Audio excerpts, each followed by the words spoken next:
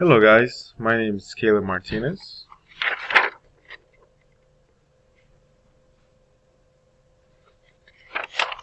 And I'm living currently in Stockbridge, Georgia.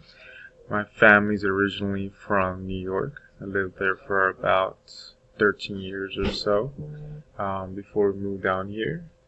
Then basically been here the rest of my life. I went to college in Georgia State University, where I graduated in 2015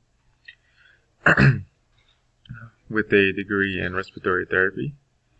I currently work in the hospital right now at Grady Memorial as a respiratory therapist. I've been doing that for a little more than 4 years.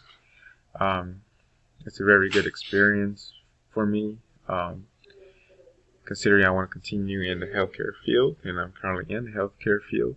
So there's a lot of hours of experience there for me. My hobbies include working out, playing soccer, hanging out with friends, video games. I also like watching soccer, Go Atlanta United. And